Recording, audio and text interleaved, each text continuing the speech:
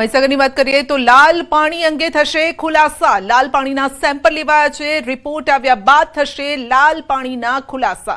બાલાસિનોર વિસ્તારમાં આવી રહ્યું છે લાલ પાણી। તળાવ, કુવા કે પછી બોરમાં પણ લાલ પાણી આવી રહ્યું છે। મહીસાગરના બાલાસિનોરમાં આવેલી જમિયતપુરા ડમ્પિંગ સાઇટ ખાતે લાલ પાણીના સેમ્પલ લેવામાં આવ્યા। જિલ્લા યુવા કોંગ્રેસ પ્રમુખ દ્વારા અગાઉ કરવામાં આવેલા વિરોધ અને ગુજરાત પ્રદૂષણ નિયંત્રણ બોર્ડને આપવામાં આવેલી રજૂઆતના પગલે ગાંધીનગરથી જીપીસીબીની ટીમ સ્થળ પર પહોંચી। ટીમે ડમ્પિંગ સાઇટની આસપાસના ખેડૂતોના કુવાઓમાંથી પણ લાલ પાણીના સેમ્પલ એકત્રિત કર્યા છે। યુવા કોંગ્રેસ પ્રમુખ સાહિલ પરમારે તંત્રને ઝડપી અને યોગ્ય કાર્યવાહી કરવાની માંગ કરી છે, તેમજ ડમ્પિંગ સાઇટને કાયમી ધોરણે બંધ કરવાની પણ અપીલ કરી છે। સ્થાનિક લોકોમાં પણ પ્રદૂષણને લઈને ભારે ચિંતા છે અને જો યોગ્ય પગલાં નહીં લેવાય તો કાયદેસર અને ઉગ્ર આંદોલનની ચેતવણી પણ આપવામાં આવી છે। તંત્રના કહેવા પ્રમાણે સેમ્પલિંગની કાર્યવાહી કરવામાં આવી રહી છે, પરંતુ અમારી માંગ એ છે કે માત્ર તપાસના નામે વિલંબ ના થાય અને અમે એ પણ તંત્ર પાસે માંગણી કરીએ છીએ કે આ પ્રક્રિયાને તમે ઝડપથી અને કડક કાર્યવાહી કરો। ખેતીમાં એમને ઘણું બધું નુકસાન થયેલું છે તો એમને વળતર પણ આપવામાં આવે। છોટાઉદેપુરમાં અંતરિયાળ વિસ્તારોમાં જળ સંકટ, સિંચાઈ અને પીવાના પાણીની તંગીથી લોકો ચિંતામાં છે। નાલેજ ડેમ છલોછલ છે અને છતાં પણ કેનાલો કોરીકટ છે। સિંચાઈનું પાણી નહીં મળતા ખેતી પર સંકટ તોળાઈ રહ્યું છે। પાણી ન મળતા ખેડૂતો જૂના કૂવા ઊંડા કરવા લાગ્યા છે। ઓલી આંબા ગામે કૂવાને ઊંડો કરવા માટેના પ્રયાસ પણ કરવામાં આવી રહ્યા છે। આદિવાસી ખેડૂતો પોતાના ખર્ચે કૂવા ખોદવા મજબૂર છે।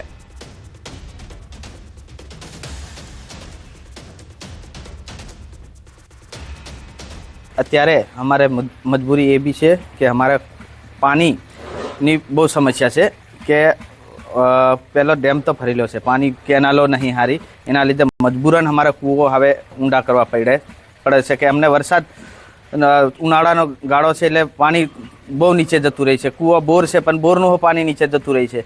યોજનાની રિસ્ટોરેશન અને સ્ટ્રેન્થનિંગનું કામ એ પૂર્ણ કરેલું છે અને જે કેનાલની જર્જરિત કેનાલો છે એનું કામગીરી પ્રગતિ હેઠળ, એટલે કે એની સૈદ્ધાંતિક મજૂરી મળીને અત્યારે એ સરકારશ્રીમાં ડીટીપીની મંજૂરી હેઠળ છે।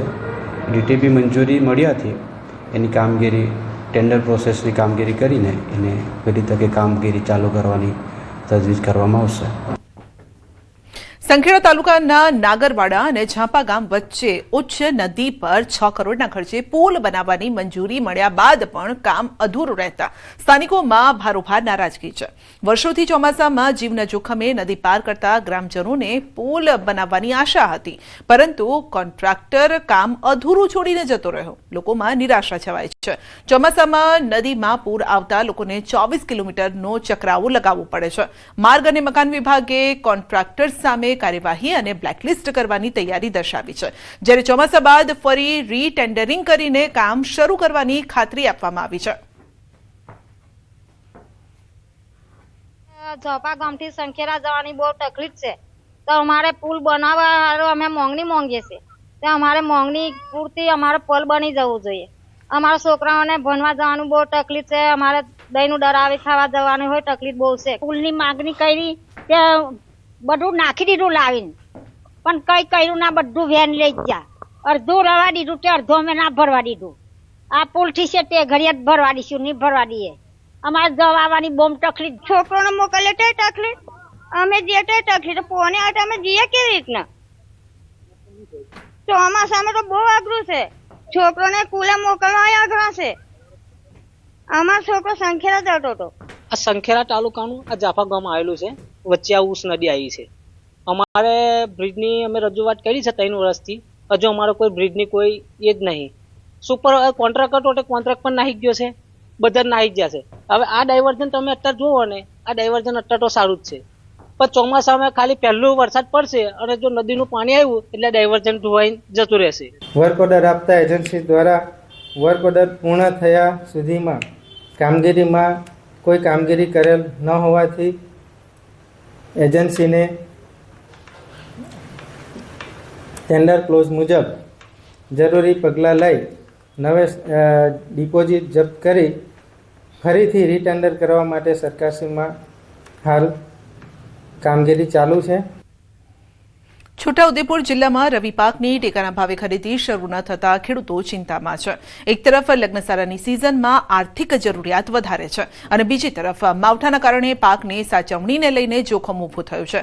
ખેડૂતો મહામૂલો પાક વેપારીઓને સસ્તા ભાવે વેચવા મજબૂર બન્યા છે. ત્યારે ખેડૂતોએ તંત્ર પાસે વહેલી તકે ટેકાના ભાવની ખરીદી શરૂ કરવા માંગ કરી છે. પુરવઠા વિભાગે ગાંધીનગરથી મંજૂરી ન મળી હોવાનું અને બારદાનની અછત હોવાનું કારણ જણાવ્યું. પરિપત્ર આવ્યા બાદ તમામ ખેડૂતોનો માલ ખરીદવાની ખાતરી પણ આપી છે, પરંતુ હાલ તો ટેકાના ભાવની ખરીદીમાં વિલંબના કારણે ખેડૂતો આર્થિક સંકટનો સામનો કરી રહ્યા છે. પ્રમાણમાં થાય છે જ્યારે સરકાર હજુ ટેકાના ભાવે ખરીદી ચાલુ નહીં કરી, જ્યારે ઉદયપુર માર્કેટની અંદર જઈએ ત્યારે 300 થી 350 રૂપિયા ભાવ આપે છે. જ્યારે સરકાર ખરીદે વહેલી તકે તો ખેડૂતોને ભાવ પૂરતા પ્રમાણમાં મળી રહે એવી અમારે સરકારને માંગ છે.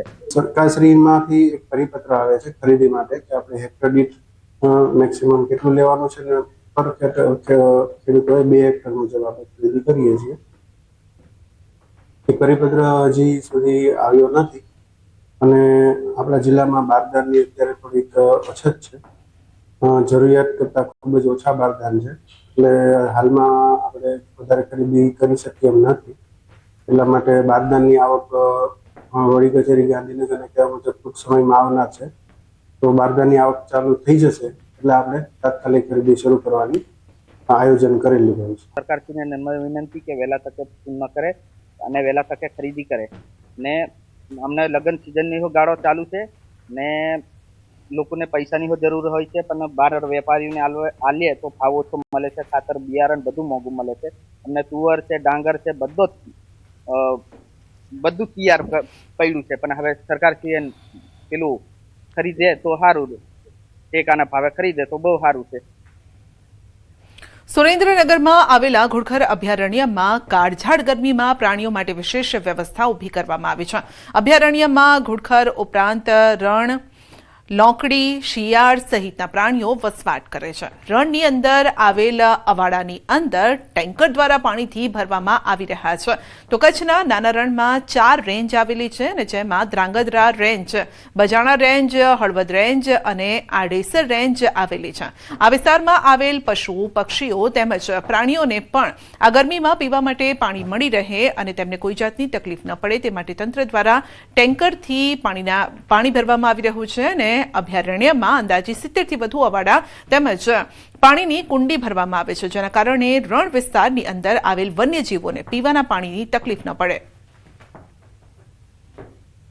ઘુડખર અને અન્ય જે વન્યજીવો છે એને નિયમિત પાણી મળી રહે એના માટે આપણે સાગરપાડા તદુપરાંત પાણીના આર્ટિફિશિયલ પોઈન્ટ બનાવેલા છે, જેમાં પાણીના અવાડા ખાસ કરીને આપણે નિયમિત રીતે ભરીએ છીએ. અભયારણ્યની મારી ચારેય રેન્જની અંદર અવાડાની સંખ્યા લગભગ 70 થી બી વધુ છે. દાહોદમાં રૂપિયા ઉઘરાવતા વીસીઈનો વિડીયો વાયરલ થયો છે. ફતેપુરા ગ્રામ પંચાયતના વીસીઈનો વિડીયો વાયરલ થયો છે. જન્મ પ્રમાણપત્ર માટે 200 રૂપિયા લીધાનો વિડીયો છે.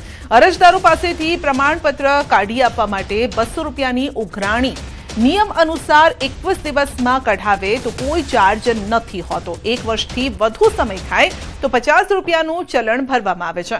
નિયમ વિરુદ્ધ રૂપિયા ઉઘરાવતો હોવાનો વિડીયો વાયરલ થયો છે. ન્યૂઝ 18 વાયરલ વિડીયોની પુષ્ટિ નથી કરતો. તો જન્મ પ્રમાણપત્ર માટે રૂપિયા ઉઘરાવવામાં આવી રહ્યા છે. વીસીનો વિડીયો વાયરલ થયો છે. રૂપિયા ઉઘરાવવા માટે આ રીતે કારસ્તાન કરવામાં આવી રહ્યું છે. કામના બદલે રૂપિયા માંગવામાં આવી રહ્યા છે. જો કે ન્યૂઝ 18 ગુજરાતી આ વિડીયોની પુષ્ટિ નથી કરતું.